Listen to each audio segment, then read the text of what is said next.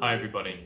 So this is part 2 of my 3-part video documentary about my life journey with my mental health, and part 1 was all about everything that happened up until the point where I got my diagnosis, where I was diagnosed with being bipolar, and so that was around about August 2009. So spanning quite a few years of my life, really quite the dark times. I finished that last video actually by saying it doesn't start to get better at that point. It would be irresponsible of me to say that once if you've got mental health problems, putting a name on it can bring you some comfort, but it certainly doesn't make it any better at all, in fact. So what part 2 is the story, the part of my story where I detail, or I tell you exactly what it is that's led me to this point, to the point where I'm speaking to you right now, from the point where I own Direct Power Coaching, operates in almost 20 countries around the world now. I've got a team of coaches. It's an incredible business. I'm Bikesttc magazine cycling guru. I've won multiple awards through cycling, and this year I'll be breaking a world record. And if I had listened to the doctors back in 2009 or around that time when they were diagnosing me and they were recommending all these therapies and all of these prescription drugs to keep me on some sort of stability, none of this would have ever been possible. That's important for me to sort of say. Nobody doctors ever told me that I couldn't do these things. Doctors have limited my belief by telling me I wouldn't be able to do them without being medicated.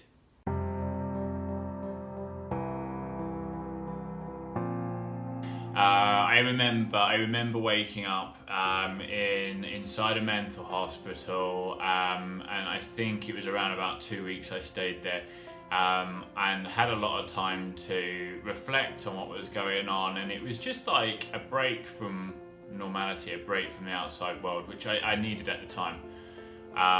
Definitely that was something that I needed to be taken out of everything that was going on, all the triggers, all the noise, everything that was causing me to have that breakdown. And a few things. One of the things I always credit my doctors, albeit they always told me that I wanted to or had to be on medication. One of the things that my doctor got me to do was to really look at my alcoholism and my drug abuse as something that was damaging my mental health. Of course, deep down, whether I consciously or knew it or not, or accepted that, or if I was in denial, drinking alcohol, doing drugs, they are having a negative effect on your mental health. Absolutely, categorically, if you want to look after your mental health and you have problems like this, you need to stop drinking alcohol and you need to stop doing drugs. I do not believe there is a situation where a person can be both a functioning alcoholic, functioning drug addict, and have a stable mental health. I do not believe that, and maybe that's just my personal experience. If somebody would like to tag a friend or let me speak to somebody who can both do that, I would love to interview them, because it would astound me. It would really completely astound me if you found a way to manage that.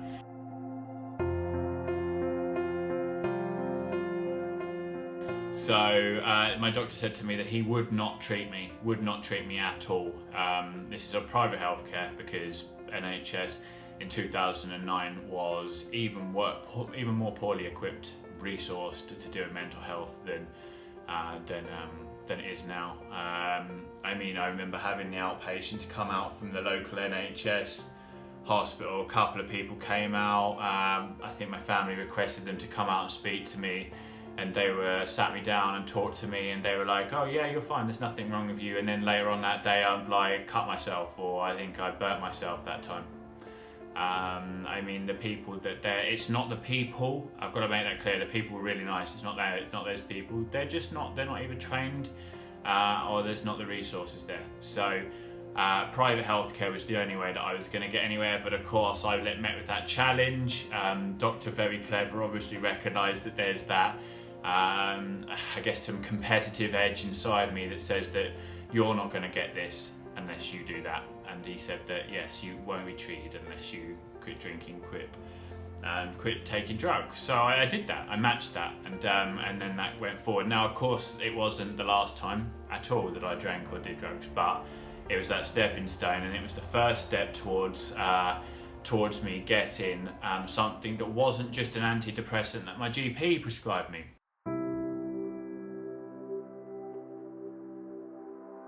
It was a bit of a game changer for me, and I was really pleased. It's crazy now I look back at it. I was really pleased when my consultant psychiatrist was like, okay, we're going to actually try and put you on something that is like an antipsychotic and a mood stabilizing drug. And I'm like, yay! And because I feel like I'm going to get better, and in some respects, after trying a combination of all of these different ones, that you do sort of find some stability, and you're like, oh, do you know what? I'm not having like all of the problem thoughts or and everything like that, and it's like, yeah, you think you've won. It's crazy. That's what gets me, is that even myself at that point, I was like, yes, I've won. I'm no longer feeling bad about myself. I no longer want to commit suicide. I no longer am running around like a madman when I'm manic. I'm no longer spending money that I don't have. I'm no longer creating more issues. All of these things that come with being bipolar that you try to eliminate.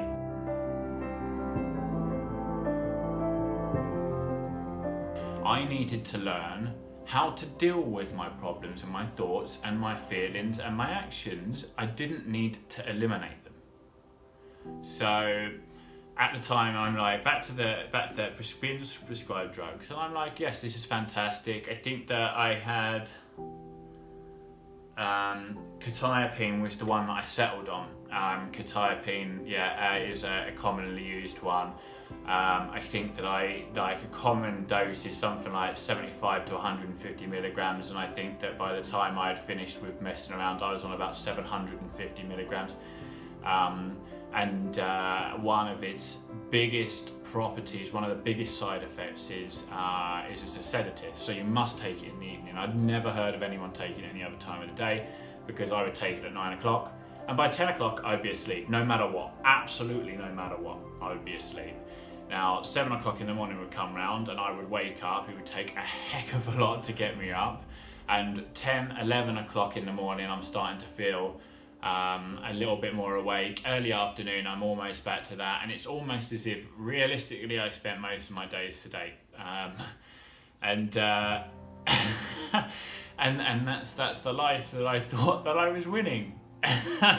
It seems crazy to me when I'm saying it. It's why would you put yourself through that? Why anybody with a mental health problem would accept that? And of course there's going to be people out there that say, well, do you know what, maybe you just didn't find your combination of drugs. And that's true. Maybe I didn't. Maybe I should have tried for a few more years to find the right combination. Maybe that person's really lucky and they've found one that works a lot better, and kudos to you. And if you're happy and it works for you, that's absolutely fine. But do you know what, I'm pretty sure that the people that I know with bipolar or borderline, who are borderline or anything like that tell me that they're on medication, is that actually it's not much better. And the physical side effects are sometimes worse. I mean, I used to have like a resting heart rate, if I remember rightly, in like 120s. Compared to like my 50s now, and I used to go out for a ride, it used to be easy, and it would be like 160, 170. I remember going and when I was first starting to learn to be a coach, actually, I was still on the medication, as I was for a long time while I was training. And one of the first things I did was go and meet Eddie Fletcher, who developed the Watt bike, and we had they do like a little course where you can learn more about the Watt bike and how you would utilise that in like either a sports science or a coaching role or a gym role and stuff like that. So I did that, and there's a group of maybe 8 of us there, and we're all doing like little races and things like that. We've all got heart rate monitors synced up, and I'm like the only person there on the screen that's like doing we're doing all like nothing, just spinning or sat there, and I'm like with 150 beats per minute heart rate, because that's the kind of thing that that drug was doing to me, was causing me to have an elevated heart rate.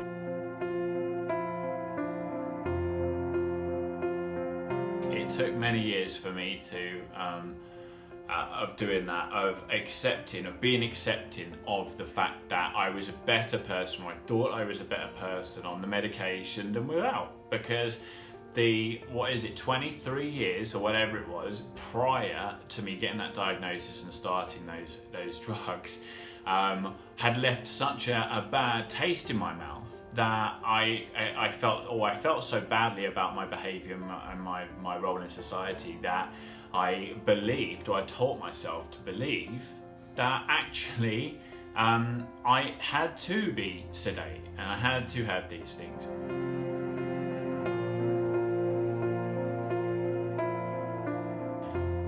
After a long time of racing, and this coincided with me sort of learning to apply adjust my previous skill set of coaching people in a food management, in a retail role, into more of a cycling role. I then learned that actually, the way I could sort of self-coach myself is to actually experiment with lowering the dose and coming off. So obviously the first thing that hits me is the realisation that for 5-6 years probably of being medicated, I'm now looking at coming off of that. And now if you've picture what I sort of said to you earlier, like the first sort of 23 years of my life, I'm like a bad example, or I've painted the picture that I'm not a good person. I've then got 5 years of my life where I'm like, I've been heavily medicated. When you start to explore about coming off of that, it's actually quite daunting, because you don't know anything else, and the only thing that you can gauge what life is like without prescription medication on is what you were like before. So in the pursuit of not becoming that person, it was about what can I do that would support good positive mental health. So a lot of research, obviously, like, as from a coaching point of view, the one thing that you can do is research, find case studies, find anything, find what has worked for other people and what that looks like. And it was just, I guess, a bit of fluke that two of the four things that I credit myself, or my mental health stability, were training and nutrition. So these are two things that, or training can be exercising. For me, training, which has become cycling over the few years that I had got back into that. Nutrition was something that I was looking at and interested with and starting to explore because I wanted to lose weight. So I've instantly, like, almost fell into two of the four things that I credit me being able to control my stability. The third thing, or one of the third of four, is support. So you have got to have that support around you. Now, as I've said before, I'm incredibly lucky to have a family and friends who have supported me and have picked me up when I've been hit rock bottom and helped me out when I've needed it. So I've had that. So instantly I'm looking at, and I'm getting more confident that I have everything that I need to go forward without medication. So I'll tell you about the fourth one in a minute, because at the time I didn't realise the fourth one. The fourth one was came a bit later on.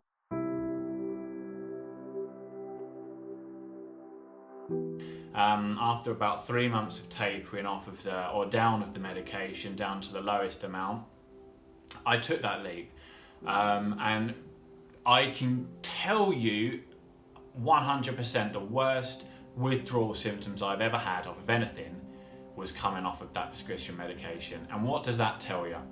I mean, really, maybe there's a duration thing in there because of how long I was on that medication, but when I would sit here and I would tell you that I would rather have the caffeine come down, that we're all probably familiar with, the same with sugar. If you've ever binged on sugar, the next day can feel like a sugar come down. That's what I call it. It's fairly grim. Hangover if you're drinking alcohol can be fairly grim. Same with cocaine, speed, anything like that. They're all pretty fucking gruesome.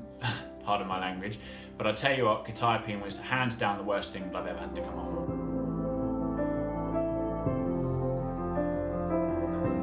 So hurrah, there I am. I'm now medication free and almost learning to walk again. That's what it feels like. It's like you're out in this world. And I will say one of the things that I was quite surprised of was the lack of presence of anxiety. The thing that crippled me before becoming like you, turning to alcohol and drugs to quieten that was no longer there, or was very or barely there. So and I'm functioning really well, and my studies in terms of like applying my coaching knowledge and my people management skills to cycling and my performance in cycling, all of these things, they're all of a sudden becoming a heck of a lot better, and that's highly motivating. Noel brought to my life was not just the support that brings back into that trifecta of things that I've identified that needing, but showed me the fourth one, which is actually just relaxation. It sounds really, really simple, but and like obvious, but you know what? If you're not taking time, finding time to find out to love yourself, you're not going to be able to remain mentally healthy. And that's true, really. These four things are true for everybody. It'd be good for everybody to practice these four things, and everybody's lives would become more enriched. I can guarantee that. I hands down guarantee that. But for anybody with mental health challenges, these four things almost become like obligatory. You almost are only going to survive if you have those four things. So training or exercise, nutrition, relaxation and support. And relaxation come in many forms, so many forms, but for me it was all about meditating, and that's what Noel brought to me.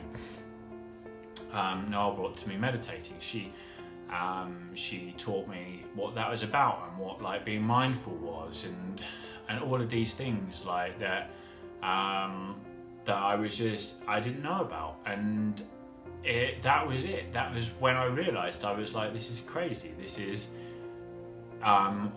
that how you, if you meditate every day and you take time to relax and you find ways to learn to love yourself, how much different you are as a person.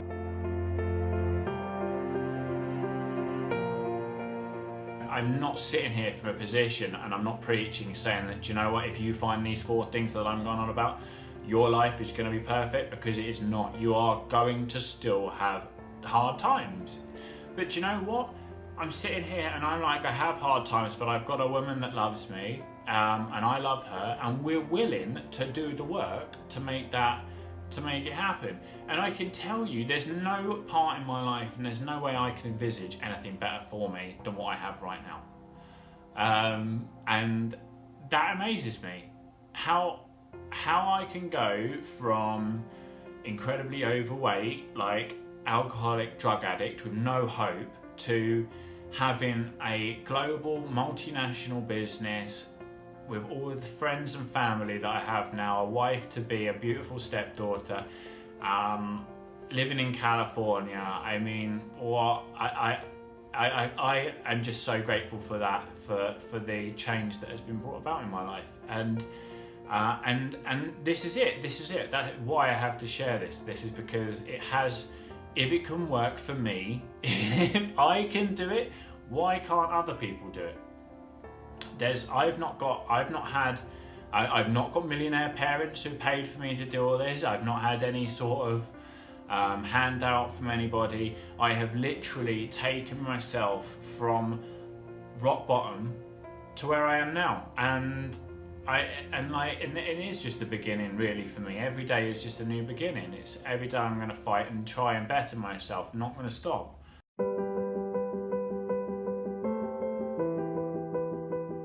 So I wanted to just wrap up this video by saying thank you again for watching. It means a lot to me. Everybody that's liked my page, everybody that likes my posts, comments or shares, every one of you are making a difference, because you're helping spread the word, spread my truth, and helping me reach more people. If you've donated, thank you again. It really means a lot. I've had so many really generous donations. I'm going to thank you individually. I should have thanked you individually. I'm going to thank you on another video. And if you can do anything else, please do. We're looking for sponsors for corporations, large businesses who want to be displayed. We're getting a kit drawn up, jerseys. You can have your jersey name on the jersey. Check out some of the other things we're doing for our sponsors. It's a really worthwhile business opportunity for somebody.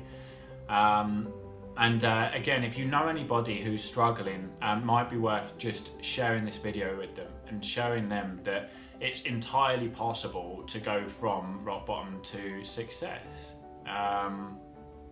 It's definitely not the end of the world, and definitely do not be limited by what a doctor tells you is going to happen in your life.